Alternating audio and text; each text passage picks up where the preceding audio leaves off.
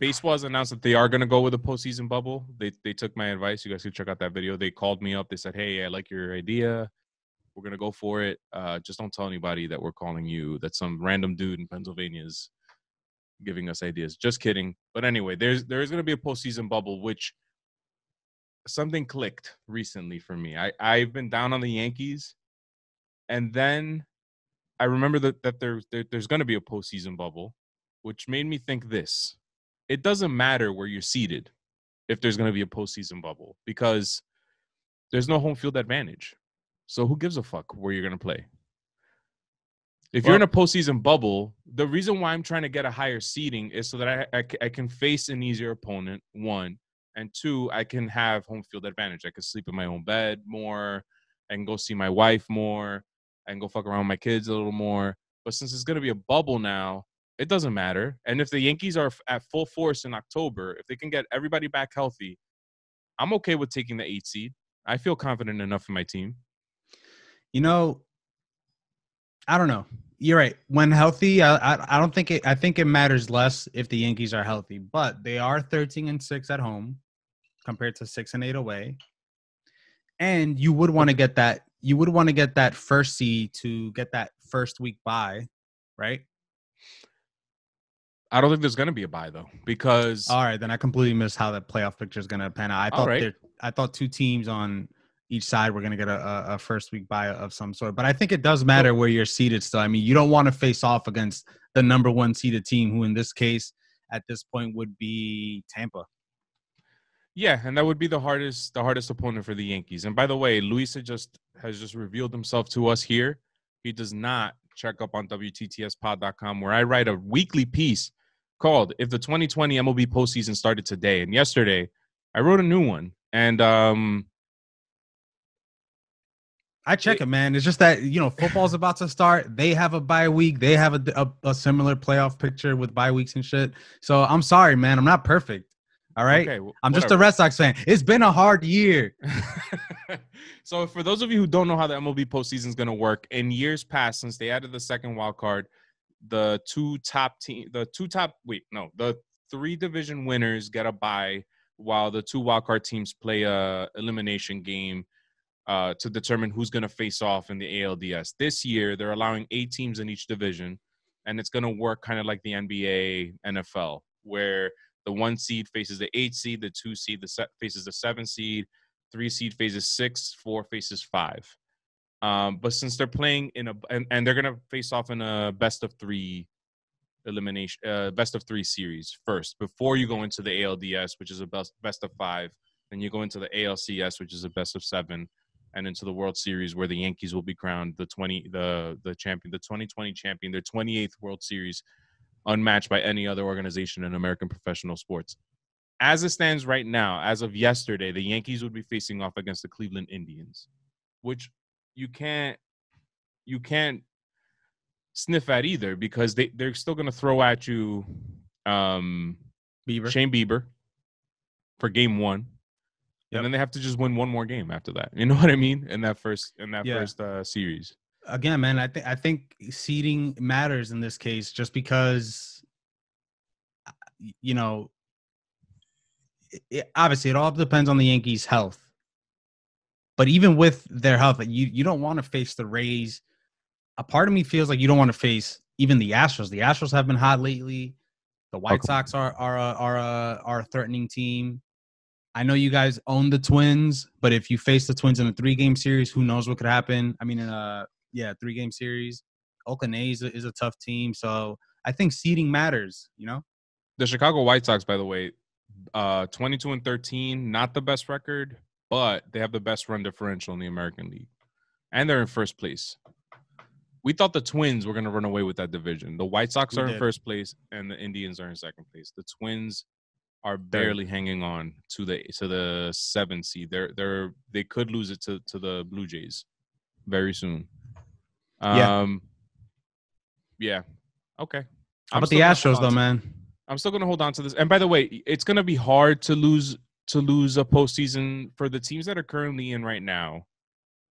It's gonna be hard for that to change, I think, moving forward, because if I look at the teams that are in it, again, Rays, Yankees, Toronto, White Sox, Cleveland, Minnesota, Oakland, and Houston. After that, I can't see any of these other teams coming out of nowhere to compete. Like, I know that the Detroit Tigers are 500, but I don't really believe in the Detroit Tigers. They almost remind me of the Marlins. They have a negative 21 run differential. They're 500. They're one game behind Minnesota, tied in the loss column. I don't know. I don't think Detroit's is gonna be a threat. Kansas City's not a threat. Texas isn't a threat. Seattle isn't a threat. Los Angeles isn't a threat. Baltimore isn't a threat. And who definitely isn't a threat is the Boston Red Sox. That team is just a fucking joke. But so Listen, I think that at this point we're looking at what the playoff picture is going to be already in October for the American League. yeah. As a Yankees fan, put me anywhere in the seeding. I just want my team to be healthy at this point, and I feel good in my team if they're healthy. And I need Garrett Cole to fucking figure your shit out. Like, stop giving up home runs already. Yeah, man. I think, like I said, if healthy, it matters less where you're seated. But even then, I just think that pitching wise, you're not as solid as you like to think, especially because you said Garrett Cole is struggling a little bit, or not that he's like struggling so terribly. He's just not the Garrett Cole of last year. And I think you're right. I think the playoff picture is set in the American League for the teams that we're looking at. In the National League, however, I'm a little shocked that, San Francisco could technically find their way into the playoffs. They're a half game behind the Rockies. The Rockies are currently the Rockies they're the 7 seed. Oh, okay. Wait.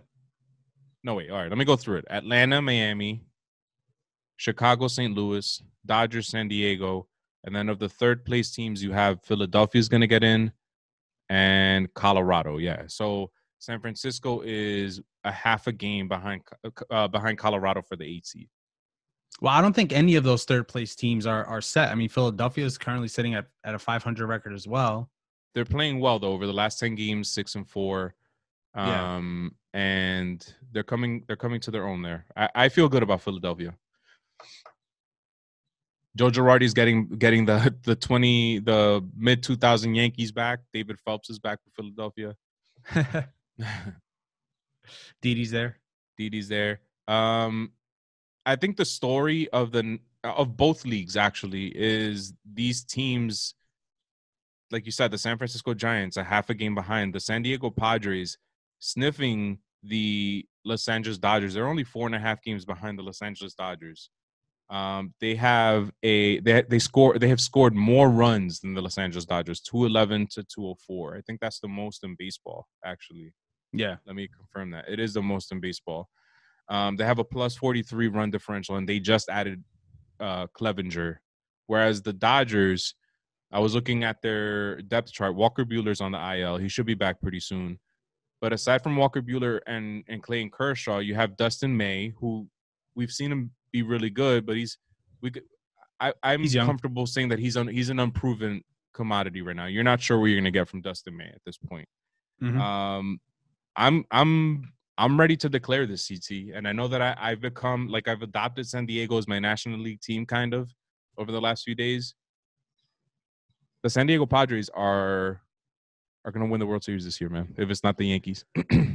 Oh, wow. You know what? I didn't realize that Gavin Lux got called up. He had been called up earlier and sent back down. They're giving him another shot. I hadn't realized that he got called up, so who knows? He could have a big impact down the stretch. I got to say, man, it's still the Dodgers to me. They have the best run differential. They have Mookie Betts. They're doing all this despite, Walker Buehler not performing to his ability and also being on the IL. I'm not sure if Cody Bellinger has had the chance to bounce back yet, but I mean, look, they're 11-5 at home, 15-5 away. I think the Dodgers are the favorite. I would be shocked if they at least don't appear in the World Series.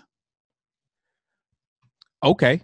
Cody Bellinger is hitting 225, 305 with a 478 slugging. Let's see. Has there been improvement over the last 10 games, he's hitting 341 with a 438 on base, a 854 slugging, and he has 6 home runs and 11 RBI in that time. How about Christian Yelich, though? What's going on with Yelich? I don't know, man, but whichever way you look at it, I mean, it's really just like a sample size of a month and a half of baseball, which is normal. I mean, look at Paul Goldschmidt and how he tends to usually perform. Like, I think Paul Goldschmidt usually starts off slow and then turns it up. So I don't want to speculate that there's anything wrong with Christian Yelich. I just think it's a small sample size, and we won't really know until this season's over, until next season starts.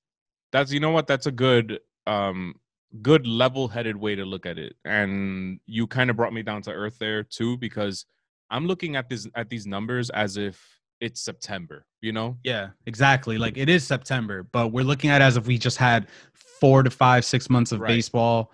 In all actuality, Yelich has played 32 games. Right now, it's early May to these players. It's not September. And in early May, you can have a hitter be sub 200, and by the end of the month, he could be hitting 300. You know what I'm saying? Like, these numbers are still fluctuating a lot. It's just kind of surprising to see this guy who's a perennial MVP candidate now, 2 years in a row. Last year, he was the runner-up, but I think he was favored before he got hurt. And he's below the Mendoza line. 8 home runs. He hit a bomb last week. He made the top 10 home run list. Check it out, WTTSpod.com. But yeah, man, this season is I think the season is the season of the have-nots. I kind of wrote about this on Call to the Pen. You're seeing guys like the trade deadline was filled with trades, and it wasn't the Yankees, the Red Sox, the Dodgers. It wasn't those teams that were making all the moves. It was the Chicago White Sox. It was the White Sox didn't make any moves. It was the Toronto Blue Jays. It was the San Diego Padres. It was I think Oakland made a move. It was the Cubs making a minor move. Who made a move? Did the Rays make a move? The Rays, I can't remember if they made a move or not. But it was the smaller market teams, the Colorados, who see a light at the end of the tunnel because of the expanded postseason and because many of these teams are in the postseason hunt for the first time, and God knows when. Like the Miami Marlins, I was looking up. The Miami Marlins haven't been to the postseason since 2003 when they won the World Series. It's been almost 20 years for this team. And though the moves didn't make sense, in my opinion, their move, it's still a sign that they're trying to do something. They must see something in Starling Marte that is beneficial to them. Maybe they needed an outfielder and not so much an infielder. I don't know. So I'm having fun watching these games, and I got to say something, CT, that is controversial, but I'm okay with the 7-inning doubleheaders, man. Yeah, I'm okay with them. And I'm not hating that runner in second base rule. I'm not hating it. Okay, real quick before we get into that, because I know you have to be lying if you think you like that rule. The Rays, I like it. I said I don't hate it. Oh, shit. The Rays, the Rays traded designated hitter. Josh, please.